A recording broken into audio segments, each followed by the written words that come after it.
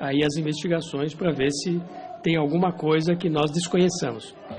Agradeço vossas senhorias e passo a palavra ao próximo orador inscrito, deputado Betinho Gomes, pelo tempo de 5 minutos. Senhor presidente, eu ouvi atentamente aqui a fala do ministro Guido Mantega e, evidentemente, ele exaltou o tempo todo a política econômica que ele desenvolveu com o apoio do governo do ex-presidente Lula. E nos parece que o ministro faz questão de fazer um recorte na história da economia brasileira, sempre se referindo a um período que ele exerceu o Ministério, o BNDES, e falando que foi absolutamente bem sucedida a política econômica implementada naquele período. Mas eu queria veementemente contestar essa posição, primeiro pelos fatos. Tanto não foi bem sucedida que ainda durante a campanha eleitoral recente de presidente da República, a presidente Dilma anunciou a demissão do ministro, inclusive provocando um constrangimento, certamente, a membros da equipe econômica. Outro fato são números que aqui também estão sendo apresentados. O ministro fala um período aí em torno de 5 anos de que o aporte financeiro de mais de 500 bilhões de reais que o BNDES produziu, constituindo um verdadeiro auxílio empresário, promoveu crescimento no investimento.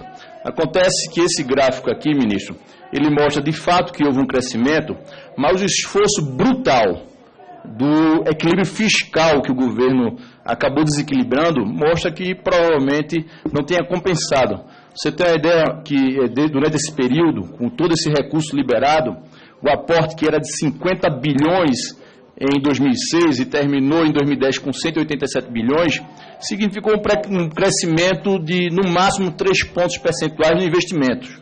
A partir daí, 2011, voltou a cair a taxa de investimento no Brasil. E mais, essa política promovida pelo BNDES tem estimulado o aumento do spread bancário, porque esses grandes empresários que têm faturamento em torno de 130 bilhões, que representa 70% daqueles que o banco tem financiado, eles têm uma taxa subsidiada.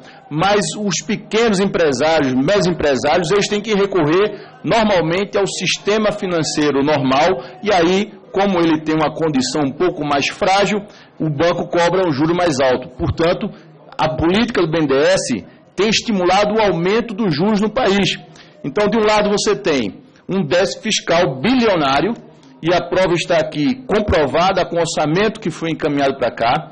Você tem uma política que não foi sustentável, ela se deu de maneira pontual um sucesso durante alguns anos, um voo da galinha, como é chamado, e depois daí a política econômica do governo foi um verdadeiro fracasso, deixando para aqui, para o brasileiro, um déficit orçamentário, recursos que tenham que ser pagos pela população, pelo Tesouro Nacional, de um recurso que é subsidiado. Portanto, acho que esses números constatam, senhor ministro, que essa política econômica fracassou. Tanto é que agora o governo Dilma muda a orientação, colocando o ministro Joaquim Levy para tentar fazer um duro ajuste fiscal que penaliza, sobretudo, a população. Então, eu queria, primeiro, sua observação sobre isso, depois uma consideração breve, Vossa Senhoria, sobre a possibilidade do BNDES ter que, com seu recurso, suprir as chamadas pedaladas fiscais, e também queria um comentário, Vossa Senhoria, em relação às medidas provisórias que aqui já foram abordadas pelo deputado Alexandre Baldi,